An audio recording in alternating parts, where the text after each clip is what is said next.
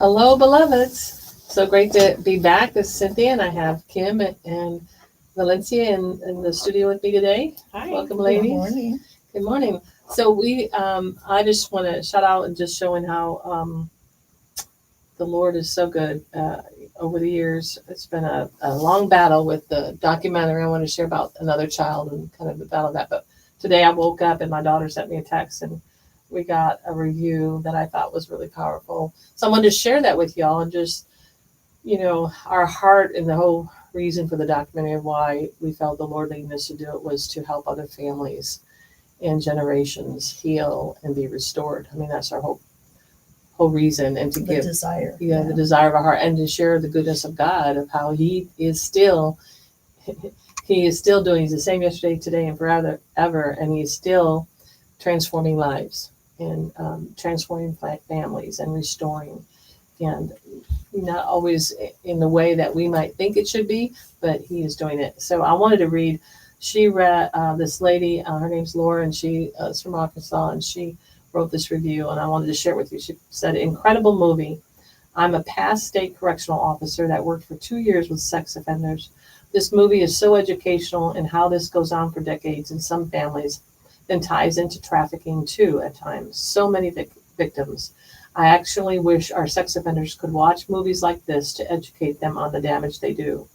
They do have programming classes and abuser therapy class groups, but I wish they had more to help break the cycle of sexual abuse. Secrets are like weeds, they grow in the dark." And I'm so grateful for that because I'm hoping that I didn't even think about getting that into the correctional places. I've gone into detention centers for children, and I've worked with children and done programs to help them see the signs of trafficking and finding out that some of the kids, a lot of the children that I actually got to go in and share with were being trafficked, but they didn't call it that, and nobody would know that. So kind of God's heart is for us to go in, into these places. And so that would be awesome. I would love to see it get into the correctional facilities and have, I think people, men and women alike to watch to see the differences that maybe it could shed some light in their darkness, right? And God is so good about unveiling himself in and through things that are life-giving. But I wanted to share that in the struggle of that, one of the areas of where unveiling God's heart for me is, it took us 8 years to get this documentary done. And it was a battle, some great moments, but some difficult times. Yeah. So I've not seen the video yet. When did it come out? Oh gosh, you're asking me that. I don't remember when it came out. In 2020? 2020, yeah, right after COVID, by the way. Right when COVID hit was when it came out, and we went to film festivals. So yeah, it was in 2020 because COVID. Yeah, we couldn't even go to any. We were winning awards all over the world. We won over 40 awards. Wow. And our first one was in Florence, and we couldn't travel. Everything was shut down. Italy, not Texas. Yeah, I know. I'm just kidding. Florence. Florence, Italy, and Italy. Yeah, that's right. You're from Florence, Texas. I know. Yeah. Anyway, so it was like all that was going on too. But before it came out, so it was started 8 years before that. Yes. The process. So what happened? There was a lot of changes and shifting, and we were filming, in different states and different things. We're traveling and stuff. And, but there was one of the directors who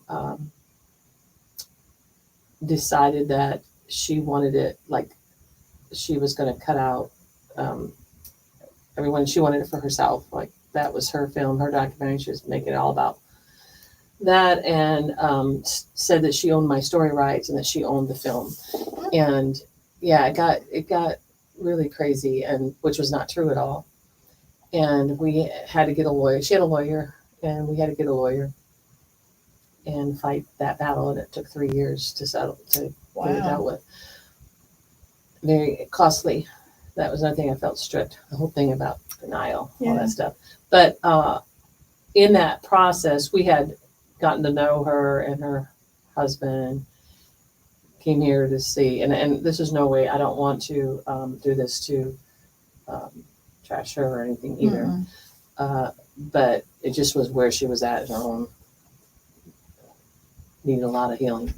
And she just the accusing things, and the got, took care of her, let her use my car when she'd come visit here. She wasn't from here, and introduced to friends of ours, and she stayed at their houses and stuff too. And anyway, it was just very sad. Just my heart grieved, and I remember going in my closet, just fall on my knees and just cry, wailing. I was wailing. Like, I didn't understand this. Oh my God, here I, my life story, my family story, and then somebody trying to steal it from us. Seriously. And I just went to the Lord, and she made up this narrative, all the story of this narrative that wasn't true. It wasn't hers to take. And I remember crying to the Lord and saying, why, like, she made up this crazy narrative, God, I don't understand it. And I know in her mind, to her, it's truth. I know that that's what she's believing. And the Lord I just felt his presence. He was there. He goes, well, it's kind of what I go through every day with people. I go, what do you mean? And he said,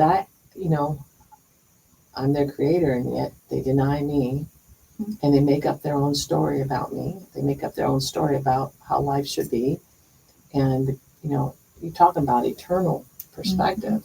Wow. And you look at it all and you're like, they're there and they make their own narrative and don't invite it into it. Right? To hear the truth of why they're really here and why they created.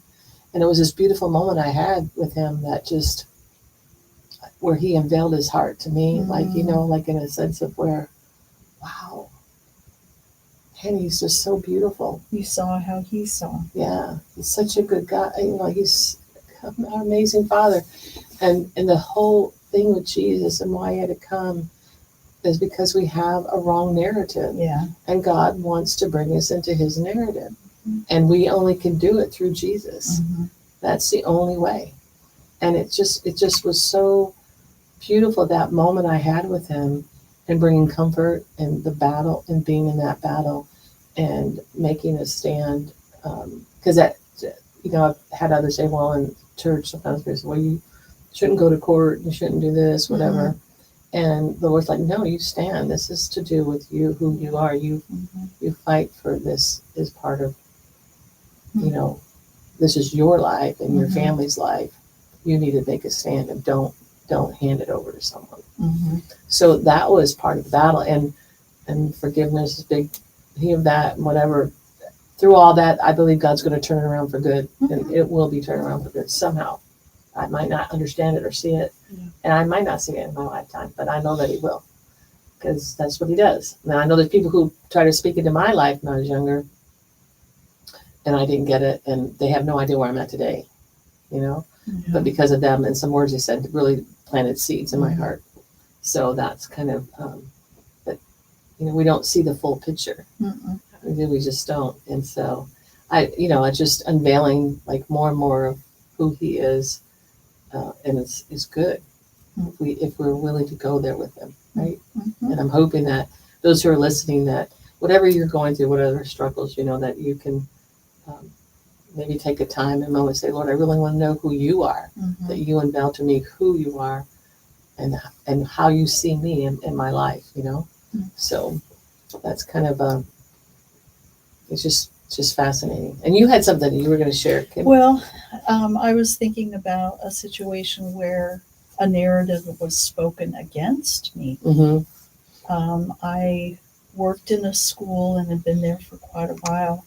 And a person came new from another district, and their thought processes weren't the same as what we had been building in our school. And she kept saying that I was doing things wrong. And over time, she would talk to some of the different people and kind of get them on her side. I mean, that's what it was really happening. And it didn't feel like, I didn't even realize it was going on in the beginning, but there was like this narrative against me saying that I wasn't doing my job right. And it ended up, exploding, went to like the district level even. And it was just, wait a minute. And in that process, the Lord showed me his heart about trusting him. I think is probably the biggest, because I knew that she was going around and talking to people, and then I would hear them say something against me, and I'm going, ugh. So my first instinct was to go get my own group of people. Oh, yeah. To back me up, and I would want to tell them my side of the story.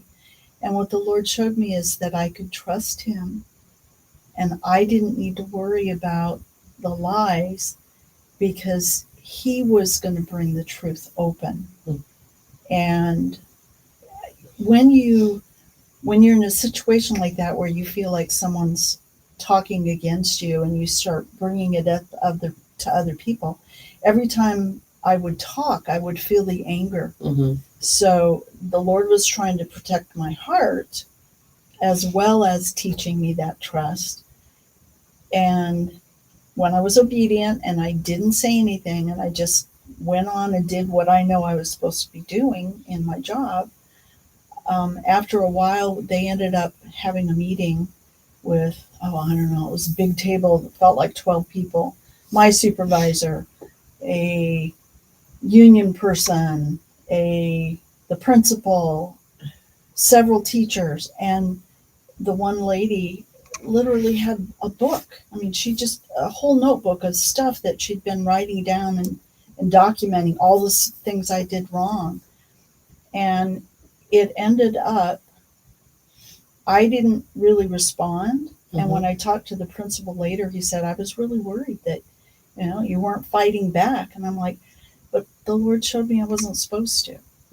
Sometimes maybe I did have some issues that I needed to hear, and I just was okay with that. But eventually my supervisor just said, that's enough. She's doing her job the way it's supposed to be done, according to our manuals, according to the law. And it just shut the whole thing down, and I didn't have to do anything. So God had someone else do it for you. Yeah. That's so good. And that's what He does too sometimes. And that's so important, like draw near to the Lord so He can show you what the next steps are. Yeah. And I learned just really, I think it's important to not repeat the story over and over again. Just, we're done. Yeah. Let Him do it. Well, we got to wrap up, but it's talking about God and His love for us and His care, and He. Thanks for listening, everyone. Reach out to me at beloved.